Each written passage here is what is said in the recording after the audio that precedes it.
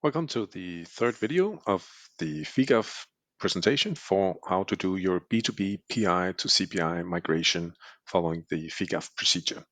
The first two videos, we talked about how when you do the scoping and find out exactly what are you going to migrate from PI, you then start by preparing your partner profiles in the integration suite, and then you prepare your mix message implementation guidelines, and you can also prepare your max.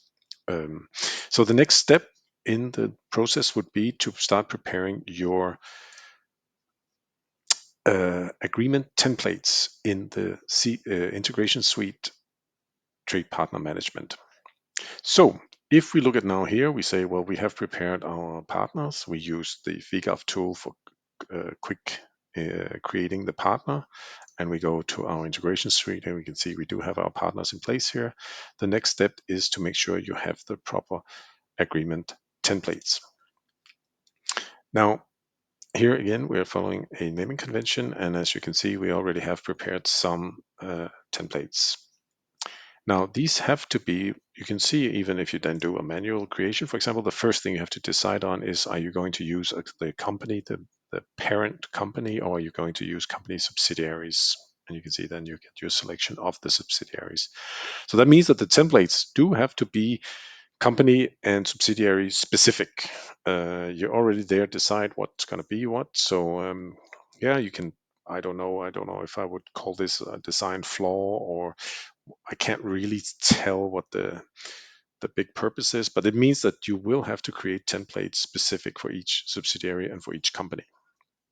Now, from a FIGA perspective, we said, well, there are a couple of key aspects that are relevant for your scenario, so for your agreement templates. And there is often a discussion of like, what do you put in here? Do you put your complete end-to-end flow of saying, well, we have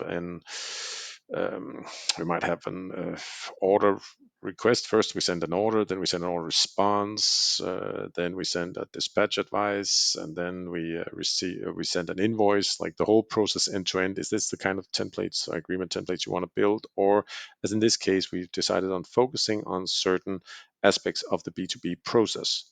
Now, to show you where this began, I can show you that we then have here a sort of total code, compiled list of agreement templates that we could have in scope.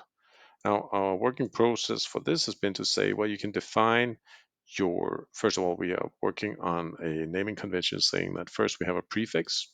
We then say, well, we will have a number of subsidiaries and companies. So there's the parent companies followed by subsidiaries. This is just for documentation that you can see, okay, what are the names of these? So a little more transparency. Then we are working with the core processes, which in this case we've just limited down to that there is the global processes, which you might be using for acknowledgements, sending functional acknowledgements back and forth. That is not linked to any specific core process, but it's a global. Um, there might be other definitions or way to define your core processes, but I think it's just important that you do list them in the beginning. In and outbound, that's pretty limited. That is basically the two directions we can work on. And then there's different business objects that we have in scope and say, okay, depending on these business objects, we might want different B2B agreements. And then also depending on the new, what SAP now calls the type system, which in PI we would probably use to call the different formats. Are we using X12? Are we using EDIFACT? Are we using now VDA EDIFACT or GS1 XML or GS1 ENCOM? And we've also added the custom one here. Now let's just say, for example, we added another one and we could call it, for example, in the logistics process, we might sometimes have a receiving advice document, which is also part of the standard. I could add that. And as here, and this is just to give you an idea of how we have worked with this, we have built a macro, which will then make sure that we update our compiled list of segments. Boom here, which then means that in this total list of whatever we want to do, and maybe we said in this case, we could just limit down and say, well, what I'm interested in is right now only my parent company. I can also say that, excuse me, I'm interested in only the sales. And then for this case, we could say that, okay, in this case, I'm interested in the order. And now you can see we also have the receiving advice here, and I could limit that. And then I could also limit it down to say I'm currently only interested in X12. And then we would say these are not defined, and we have both inbound and outbound. And I said, like, for receiving advice, for example, I would only be interested in inbound. Then we would have these, and I could put these then in scope.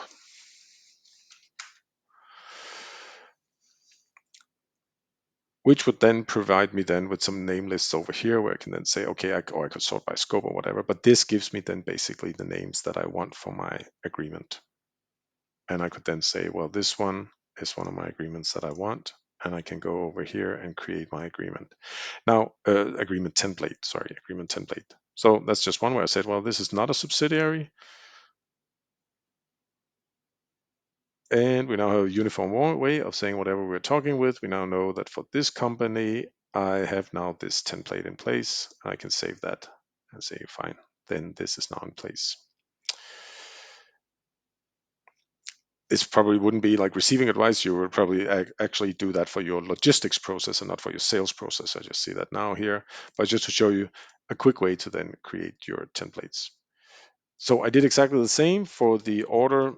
Now I'll just take this. So you can see here we have for our subsidiary Austria, for Germany, and then for our parent company, parent DK here, we have then built, then following this naming convention, created this template.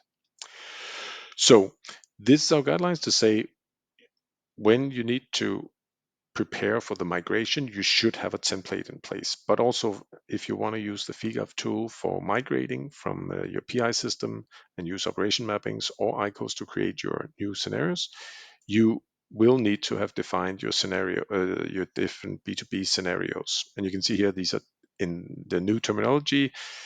We talk about here B2B scenarios, which is then transactions.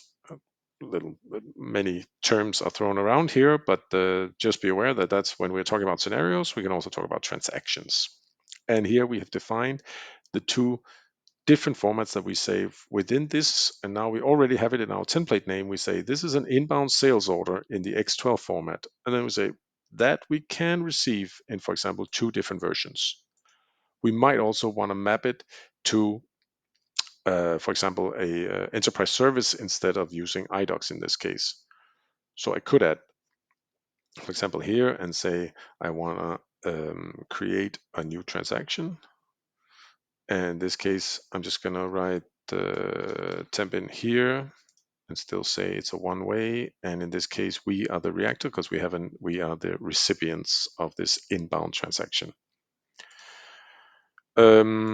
And this now brings us back to that the previous video that you might have seen is that now you will need to also assign your different mix here to make sure that the agreement is ready and say, how are we going to communicate with this partner? And this is where the MAC comes into place, that even if you don't have a fully completed MAC, but only say, well, I've just built it, maybe sort of even an empty shell.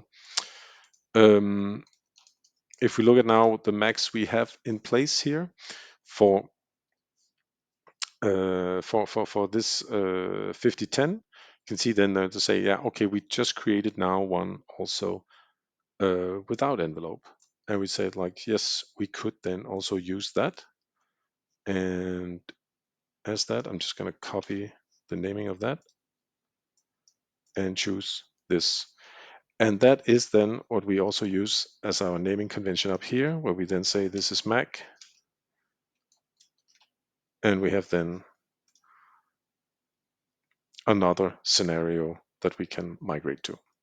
Now, by assigning this Mac, the message types, even though here they're actually already populated, you see. So this is immediately transferred over. So you can see exactly this is the MIC that will be used for this. And that is being populated just by assigning a MAC. And that makes it completely like, first of all, you are now prepared that if you want to start using this scenario and you actually want to improve your global MAC mapping guideline for this specific scenario where we're saying, well, we are receiving an inbound 5010 without envelope and we want to map that to an IDOC, you are already prepared to say, well, we can start activating this scenario for different partners as soon as we have the mapping ready. But as discussed before, there might actually be a need where you say, we have a wonderful mapping here, excuse me, for Bauhaus. This is handling a very special scenario where different VAT codes are used and different discounts and charges are being calculated, and they by the way, they always put an X in front of all the material numbers, so we have to remove that and all in our mappings and all of this, and there's just a lot going on. So we want to preserve our OPI mapping and make sure that that is our first step, and then maybe later on we will then also make the switch that Bauhaus Sweden will also then be utilizing our new good Mac that we have built. And that would be then the next step. But before you can do that, you need to have the scenario in place here where you say, we have now the scenario in place. We know we're going to use one of these three scenarios. It's definitely not going to be the 4010, but we're going to use the 5010 with envelope. That is the scenario we're going to use to migrate now our Bauhaus mapping program. But that's why this has to be in place first. And that was the end goal of this video tutorial, and is to show you that you can work on a list where you say here, prepare your scope. And as you can see here, it's now up to that based on just these code lists of core processes of business objects and type systems, this is compiling a long list of potential where you can start now sorting out which are in scope here based on different filters. And once you then say, okay, I have now my true scope, I can then start making sure that these agreements have been created in my Integration Suite TPM. But I'll put this false again because that was not correct. And that was the end of this presentation. And in the next one, we will see how can we now go and start the migration of all our B2B operation mappings in PI. Thank you for watching.